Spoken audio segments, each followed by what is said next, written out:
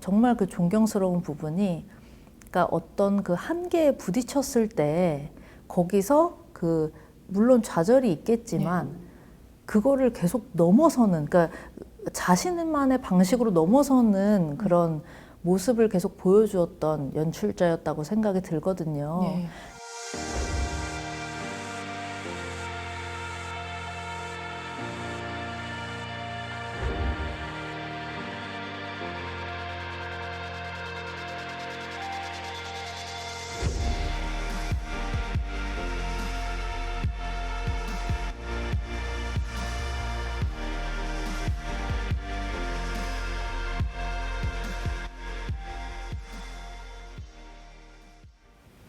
안녕하세요. 한국영상자료원 시네마테크팀의 오성재라고 합니다. 한국영상자료원에서는 유튜브 채널을 통해서 한국 고전영화를 지속적으로 소개하고 있습니다. 저희가 얼마 전부터는 여러 분야의 스승님들 모시고 이 중에서 몇 편의 영화를 선정해서 이야기를 나눠보고 있습니다. 지난번에는 저희가 손희정 문화평론가님 모시고 이야기를 나눠봤는데요. 오늘은 시내21의 장영업 편집장님 모셨습니다. 편집장님 안녕하세요. 네, 안녕하세요. 네, 요즘 어떻게 지내세요? 네, 요즘에 날씨도 많이 추워졌는데 또 이 사회적 거리두기 2단계가 시행이 되면서 저는 마음도 많이 추워진 것 같아요. 네.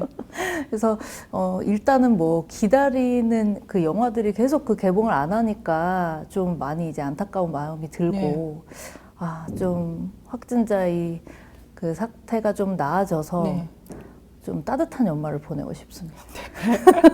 사실 제가 지난번에 이 영상 촬영할 때는 김용원 미스테리아 편집장님하고 했는데 그때는 저희 극장문 닫았었어요. 근데 다행히도 저희 지금 극장문은 열어서 현재 이제 사프트 형제 프로그램이 돌아가고 있는데요. 근데 또 요즘 또 코로나 확진자가 갑자기 증가돼 갖고 정말 조마조마해요. 네, 맞아요. 그래서 저도 딱 그 소식 듣고 영상자료원 오면서 사프트 형제 특별전 볼 수 있나 그 생각도 했고 또 영상도서관도 볼 수 있나 그 생각을 했었는데 어쨌든 지금 이제 그 2.5단계 이전까지는 연다고 하셔가지고 진짜 다행입니다. 그래서 오늘은 어떤 영화 골라주셨는지 정말 궁금하네요. 네, 오늘 저는 이두영 감독님의 피막이라는 영화를 소개를 해드리려고 합니다. 사실 이두영 감독님 저도 좋아하는데 70년대 그 액션 영화로 굉장히 유명하셨잖아요. 그래서 저희가 사실 얼마 전에 이두영 감독님의 그 액션 영화 5편 정도인가 모아갖고 온라인으로 기획전 했거든요. 근데 이렇게 액션 영화로 유명하신데 오늘 피막 고르시는 이유는 어떤 건지 좀 궁금한데요. 네. 진짜 말씀하신 대로 이두영 감독님 하면은 이 한국 액션 영화의 새로운 지평을 여신 분이다 이렇게 이제 평가를 받고 있는데 사실 그 이두영 감독님 굉장히 다양한 장르의 영화를 연출을 하셨었어요.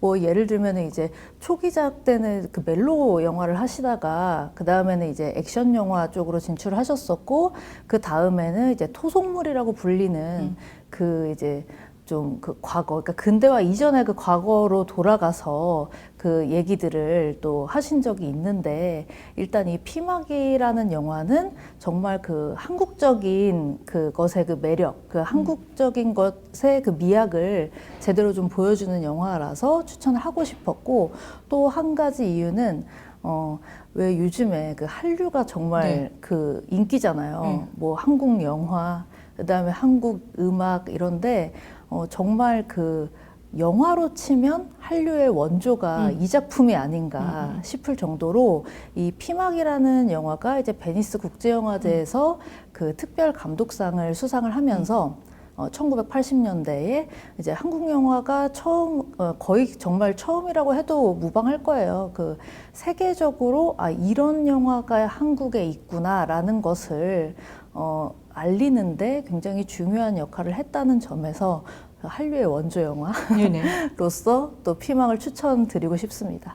예, 그래서 제가 사실 이 영화가 말씀하셨듯이 그 해외 영화제에서 한국 영화를 알리는 어떤 선구적인 작품이었는데 뭐 지금은 뭐 해외에서 한국 영화 하면 모르시는 분들이 없잖아요. 그래서 저희 유튜브 채널에 그 많은 구독자분들이 사실은 해외에 계신 분들이더라고요. 그리고 어떤 이탈리아 그 영화 팬은 한국 영화 팬이라고 하면서 그 이탈리아 자막을 손수 만드셔가지고 저희한테 무료로 제공을 하세요. 정말요? 네.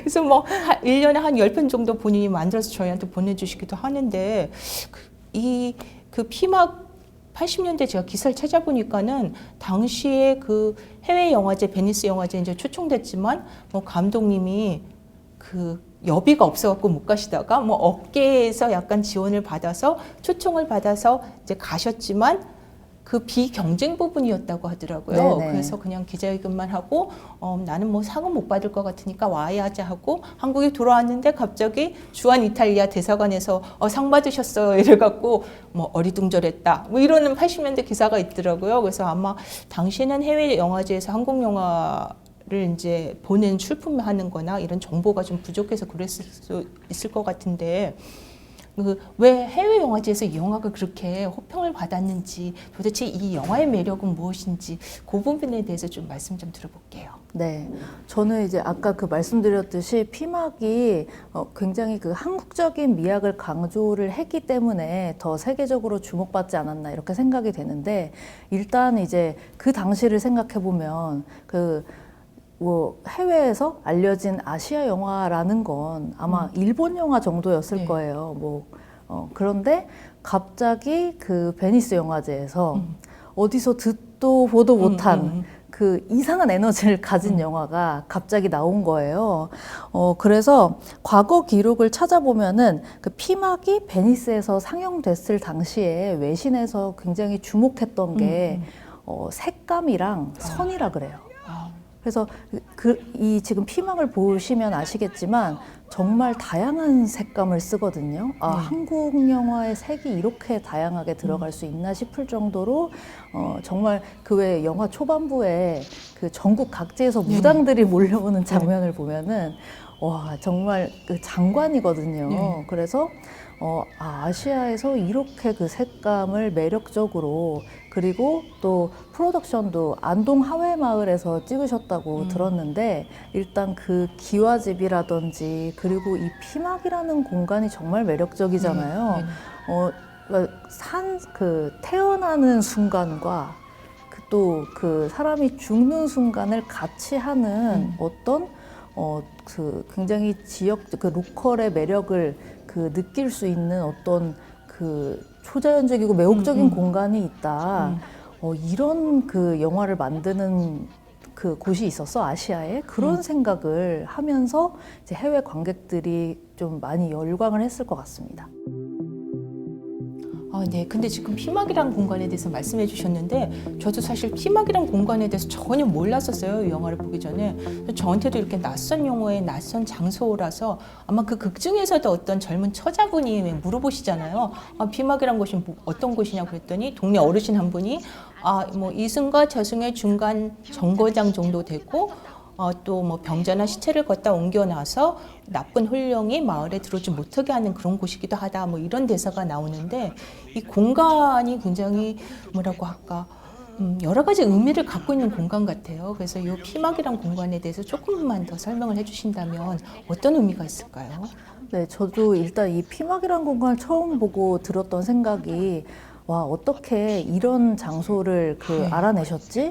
왜냐하면 피막이라는 걸 제가 계속 검색도 해봤어요. 네네. 그런데 잘 안 나오는 거예요. 그래서 그러니까 정말 왜 한국 토속적인 그런 신앙의 공간 중에서도 이 피막이라는 공간을 딱 이렇게 찝어내신 그 이두영 감독님의 그 어떤 해안이라고 할까요? 그런 부분들이 대단하다고 생각이 들고 또 왜 그러셨을까 생각을 해보면 예전에 이두영 감독님 액션 영화 찍으실 때부터 그러니까 그 서양에서는 뭐 이제 주먹을 쓴다든지 그리고 이제 좀 상반신을 활용한 그런 액션 그 기술들을 많이 썼는데 이두영 감독님은 한국이라면 태권도지 하면서 이제 태권 영화 그 발차기를 좀 활용한 액션을 많이 보여주셨던 것처럼 한국적인 것이 무엇일까, 한국의 매력이 무엇일까를 많이 고민하셨던 그런 감독님이라는 생각이 들고 그런 의미에서 이 피막이라는 공간도 매혹적으로 느껴졌던 거예요. 그런데 이제 제가 이 영화를 보면서 좀 흥미롭게 느꼈던 또 다른 포인트는 뭐냐면 여기가 이제 삶과 죽음이 교차하는 공간이기도 하지만 정말 평소에 함께 할 수 없는 신분이 섞여 들어가는 공간이기도 한 거예요. 왜냐면 이제 이 영화의 그 줄거리가 그거잖아요. 이제 진사댁 며느리인데 남편이 좀 일찍 그 남편을 잃게 돼서 과부로 지내다가 이제 그 너무나 오랫동안 그 독수 공방을 하는 바람에 욕망을 이제 그 해결을 하지 못하고 계속 그 자신의 그 허벅지를 은장도로 찌르는 그런 이제 극단적인 선택을 하다가 이제 죽음의 직전까지 가는데, 그러니까 정말 그 본인이 원래 머물던 그 이제 그 기와집 있잖아요. 그런 그 어떤 그 이제 상류층이라고 할까요? 그러니까 이 위에 있는 그 양반 그 신분의 그 몸으로는 절대 평소에 어울릴 수 없었던 이 피막직이라는 그 이제 좀 천한 신분의 남자와 거기서 이제 또 사랑에 빠지는 그런 그 관계를 맺게 되는 공간이기 때문에 이렇게 그 정말 뭐 태어나는 순간이나 그 다음에 죽어가는 순간에서는 신분이 아무 소용이 없다. 네, 그런 의미이기도 하잖아요. 네네네. 그래서 어떤 이렇게 굉장히 그 가부장적이고 유교적인 그런 신분제 사회에서 이 신분의 틀을 딱 그 와해시켜버리는 전복적인 공간이 피막이 아닌가 저는 보면서 그런 생각이 들더라고요. 네, 그래서 사실 마지막에 그 유진 선생님이 그 피막에 가서 자기 아버지인 삼달의 혼령을 이제 달래주는 장면이 나오잖아요. 그래서 지금 뭐 편집장님 이야기처럼 그 피막이란 장소에서 그 희생당한 사람들의 그 혼령이 나와서 나의 억울함을 뭐 풀어주세요 이러면서 막 목소리가 들리는데, 그 어떤 가부장 제도나 관습과 규율을 지키려는 또 그 분들이 계시잖아요. 큰마님도 그렇고 또 진사도 그렇고, 이제 결과적으로 이 사람들은 죽임을 다 당하지만 이런 한쪽에는 이런 제도를 지키려고 하는 캐릭터들이 있는데, 이 캐릭터 설정에 대해서 한번 얘기를 해보면 어떨까요? 네, 일단 이제 그 이두영 감독님의 토속물 관련해서 먼저 이제 말씀을 드리고 싶은 게, 이 토속물에서 좀 공통적으로 뭐 예를 들면은 그 여인잔혹사 물레야라든지 아니면 물돌이동 같은 영화에서 좀 이렇게 반복적으로 이 피막과 마찬가지로 반복적으로 그 되풀이되는 그런 테마가 있는 것 같아요. 그게 뭐냐면 이 여성의 한이거든요. 그러니까 이 지금 그 굉장히 그 유교적인 그리고 가부장적인 그 신분제 사회 안에서 억압받는 이 여성들이 가지게 되는 한을 이 이두영 감독님의 토속물에서는 이제 좀 반복적으로 다루고 있는 편이에요. 그런데 이 영화에서는 그 이제 그 억압만 다뤘느냐 하면은 그거는 아니거든요. 저는 이 영화가 그 이제 장면 굉장히 복합적인 그 결을 드러내고 있는 그런 부분들이 있는 것 같은데, 예를 들어보면 일단 큰마님과 그 며느리의 관계도 좀 특이해요. 왜냐하면 보통 이제 큰마님이라고 하면 좀 엄격하고 그다음에 그 가부장제라든지 이 사회의 제도나 규범에 잘 그 편승이 되어 있고 그런 이제 인물일 경우가 많은데, 이 이제 황정순 배우가 연기하는 이 큰마님은 얼핏 보면은 그 이제 그 사회에 굉장히 잘 녹아드는 것 같으면서도 의외의 모습을 보여주거든요. 그게 또 그 공간이 바로 피막이에요. 이제 피막의 그 허벅지가 완전히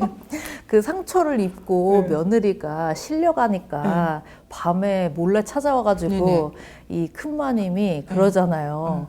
그러니까 지금 죽어가는 사람이 소원이라도 들어줘야지라고 하면서 오히려 그 같은 여자기 때문에 얼마나 그 욕망이 억눌렸는지 알아보고 그 욕망을 좀 분출할 수 있게 해주는 역할을 큰마님이 한단 말이죠.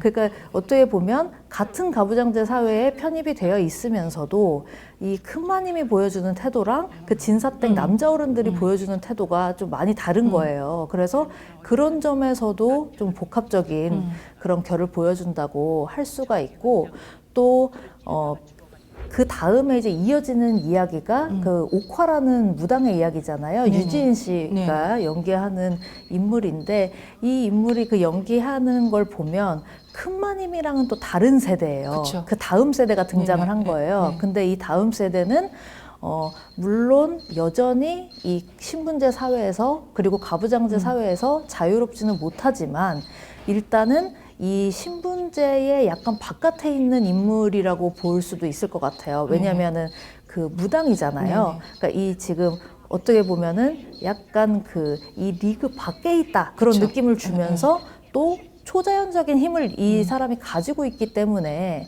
그 권력과는 다른 파워가 있는 거예요. 그래서 이 파워를 가지고 본인이 이제 뭐 스포일러가 되기 때문에 자세히 밝히지는 못하지만 복수를 네.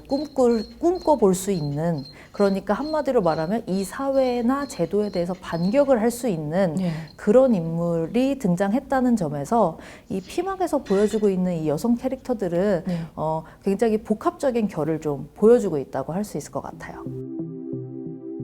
사실 저는 그러니까 지금 말씀하셨듯이 그 큰마님 같은 경우에는 관습의 굉장히 대표적인 인물로 그려지면서 여인으로서 그런 어떤 며느리들의 그런 한을 또 풀어주는 그런 역할을 하는 어떤 이중적인 모습을 보여줬고, 근데 그에 비해서 또 남자 캐릭터들은 정말 일관되게 그 여성에 대한 그런 자기들의 욕정을 막 이렇게 분출하는 그런 인물 군상으로 이제 그려졌는데요. 다층적인 캐릭터로 참 재밌는 지점인 것 같아요.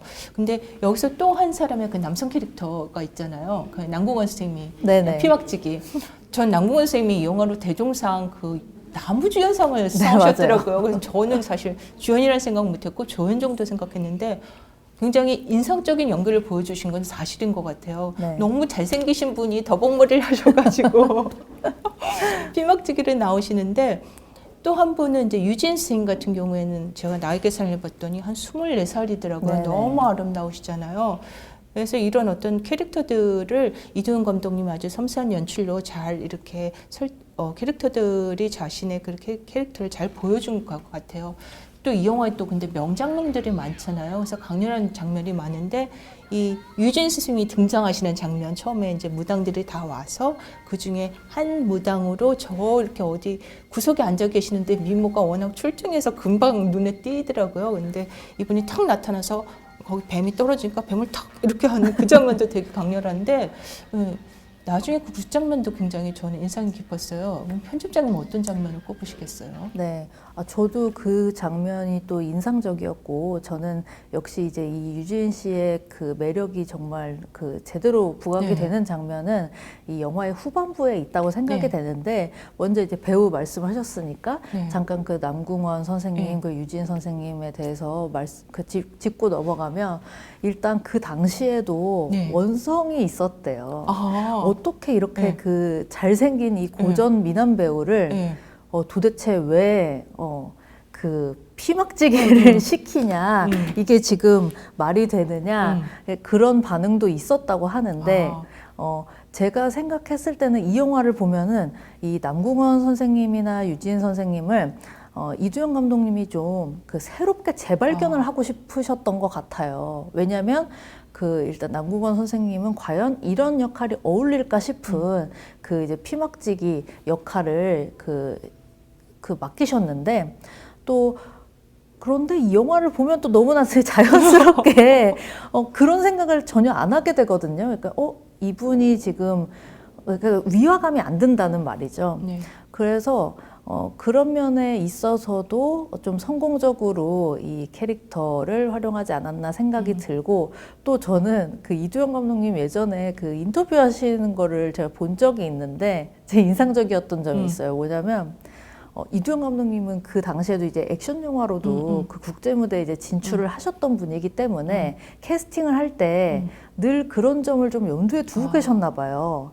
그러니까 이 배우가 이제 그 세계 무대에서도 전혀 그 좀 뭐 뒤처지거나 그런 배우가 아니어야 된다라는 생각을 가지고 계셨었고, 남궁원 선생님은 그 일본으로 치면 그 미운의 도시로 같은 역할이 아닌가라고 생각을 하셨었대요. 그러니까 어떻게 보면 베니스 국제영화제에서 이 영화가 또 전 세계에 알려진 역할을 했기 때문에 남궁원 선생님은 그 당시에 한류 스타였던 거예요. 그런 생각이 들더라고요. 그리고 또 이 유진 그 배우의 경우에도 그 당시에 정말 트로이카였잖아요. 네, 그렇죠. 그 장미 선생님 그리고 정유 선생님, 유진 선생님 계셨는데 그 중에서도 이제 그 담당하는 역할이 좀 단아하면서도 또 지적이고 좀 현대적인 그런 느낌이 강하셨단 말이죠. 그런데 무당이잖아요. 네. 그 샤머니즘을 대변하는 그 인물인데 그리고 이 영화에서는 좀 카리스마 넘치는 역할을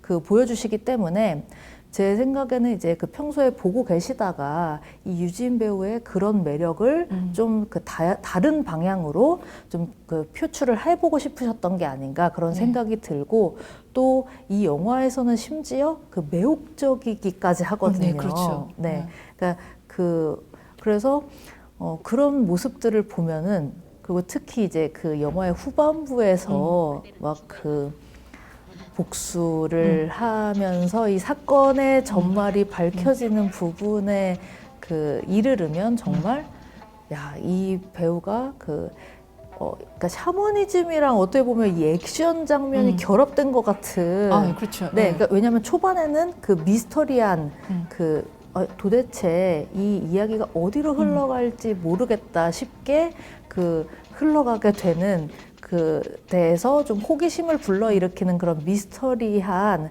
그 영화의 안내자 역할을 했다면 후반부에 이르면은 이거는 정말 그 어떤 강렬한 장르 영화의 그 개성이 짙은 캐릭터를 연기하는 거거든요. 그래서 이 한 편의 영화 안에서 얼마나 그 다양한 얼굴을 볼 수 있는지 그런 확인할 수 있는 그런 영화가 될 것 같습니다. 굉장히 흥미로운 이야기 해주셨는데요. 그러면 마지막으로 이 부분을 꼭 이야기하고 싶다 이런 게 있으시면 한 말씀 부탁드릴게요. 네, 이거는 뭐 영화에 대한 장면에 대한 이야기는 아니고 이두영 감독님에 대한 얘기인데요. 제가 이제 그 영상자료원으로부터 추천을 받고 이두영 감독님에 대해서 제가 꼭 말씀드리고 싶다라고 그 생각했던 부분은 정말 그 존경스러운 부분이 그러니까 어떤 그 한계에 부딪혔을 때 거기서 그 물론 좌절이 있겠지만 그거를 계속 넘어서는 그러니까 자신만의 방식으로 넘어서는 그런 모습을 계속 보여주었던 연출자였다고 생각이 들거든요. 네. 이 피막이라는 영화가 처음으로 공개됐을 시기가 언제냐면 이두영 감독님이 최후의 증인을 그렇죠. 찍으시고 네. 그 다음에 이제 피막을 찍으셨는데 정말 몸과 마음이 굉장히 지친 상태였다고 해요. 왜냐하면 최후의 증인이 이제 검열 문제 때문에 거의 정말 공을 들여서 찍은 영화인데 30분 이상이 잘려 나가면서 이거는 내 영화가 아니다. 정말 내가 영화를 그만둬야 되나 싶을 정도로 좀 깊이 좌절을 하고 고민에 빠지셨던 순간이었다고 제가 알고 있는데 그 다음 영화로 이제 그 토속물 그러니까 오히려 그 검열이 그 미치지 못하는 과거의 이야기로 돌아가서 그 토속물에 대한 그 영화를 만드신 거예요. 네. 그런데 이 영화 안에서도 얼마나 그 새롭고 다양한 시도들이 가능했는지를 이 피막이라는 영화로 증명을 해 보이신 것 같고 그 전에도 멜로 드라마 처음에 연출을 하시다가 이 멜로 영화는 좀 내가 하고 싶은 이야기를 하는데 한계가 있겠다 싶으니까 액션 영화로 또 돌파구를 찾고 또 액션 영화에서 이제 또 검열 문제가 생기니까 또 그 토속물이라는 새로운 장르에 도전을 하시는 걸 보면서 정말 이 한계가 없는 그 모습을 그 스스로 어떻게 보면은 스스로의 행보를 스스로 개척하신 분이잖아요. 그 지금 이제 상황에서도 저는 그 의미하는 바가 굉장히 클 것 같아요. 왜냐하면 요즘에 이제 극장도 굉장히 그 어려워졌고 또 신인 감독들 또 아니면은 정말 기성 감독들도 이 코로나19라는 이 초유의 상황 때문에 어떻게 보면 그 신작을 정말 선보이기가 굉장히 어려운 환경일 수가 있는데 이 이두영 감독님이 그 정말 계속 보여주신 모습이 그 위기를 계속 기회로 바꾸는 그 모습을 보여주셨기 때문에 저는 정말 이 현대 관객에게도 21세기 관객에게도 의미하는 바가 클 거라는 생각이 듭니다. 네. 편집장님 이야기 잘 들었습니다. 네, 오늘도 아주 흥미로운 이야기를 들어봤는데요. 저희가 이야기를 나눈 이두영 감독님 1980년작 피막은 한국영상자료원 유튜브 채널에서 보실 수 있고요. 오늘 영상이 마음에 드셨다면 좋아요도 꼭 눌러주시고요. 저희 기관 채널도 구독 부탁드릴게요. 네, 오늘 함께해 주셔서 정말 감사합니다. 감사합니다. 감사합니다.